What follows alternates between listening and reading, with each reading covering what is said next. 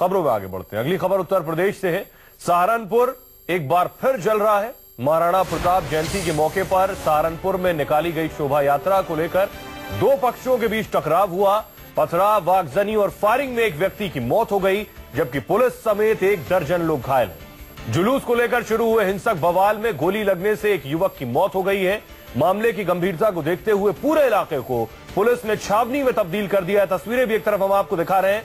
आगजनी की गई, तोड़फोड़ की गई, मारपीट की गई। सवाल यह है कि आखिर बार बार क्यों सुलग रहा है सहारनपुर।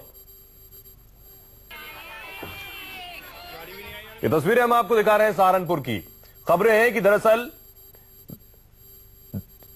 एक समुदाय शोभा यात्रा निकाल रहा था, तो कुछ लोगों को परेशानी थी। उसके बाद यह हंगामा बरपा है।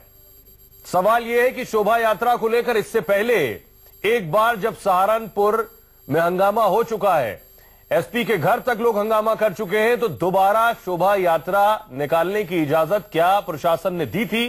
प्रशासन ने दी थी तो क्या प्रशासन ने सुरक्षा मुहैया नहीं कराई? और प्रशासन ने नहीं इजाजत दी थी तो बिना इजाजत कैसे शोभा यात्रा निकल रही थी? प्रशांत हमारे सहयोगी जुड़ रहे हैं और ज्यादा जानकारी के साथ।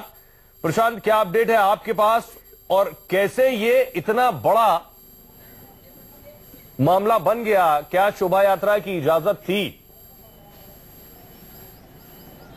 देखिए, जो जानकारी हमें मिली है उसके मुताबिक शोभा यात्रा निकालने की जो परमिशन होती है वो नहीं ली गई थी। ये जानकारी हमारे पास से आधिकारिक तौर पे अभी इसकी पुष्टि अभी करना, कोई अधिकारी इस पे बात नहीं कर रहा है, साफ बता रहे हैं। लेकिन जिस तरीके से आप ये पूछें क्यों दोबारा ये हो गया, उसका सीधा जवाब यही है कि यहाँ पे बिल्कुल कानून व्यवस्था बिल्कुल खराब, यानी कि अपने हाथ में कोई कभी भी ले सकता है। जो जुलूस निकाला गया, उसकी फेरी निकली, शब्बीरपुर गांव में तोड़फोड़ हुई, मारपीट हुई और तब तक पुलिस कहीं पिक्चर में नहीं थी। अगर शोभा यात्रा निकाली तो पुलिस को कोई जानकारी नहीं थी। उसके बाद पत्थरबाजी में किसी को चोट आई, गंभीर चोट आई। बाद में उसकी जानकारी जो मिल रही है कि उस चोट की वजह से उस एक लड़के की मौत हो गई। उसके बाद बवाल, ऐसा बवंडर मचा यहाँ पे कि कई किलोमीटर के रेडियस में आगजनी हो गई। हमने सिर्फ जो आपको दिखाया तस्वीरों में एक तस्वीर दिखाई है, जो यहाँ पे जहाँ हम इस वक्त खड़े हैं वहाँ पे आगजनी हुई है, दुकान को आग लगाई गई, अगल बगल छोटे छोटे दुकान वो तोड़ दिए गए।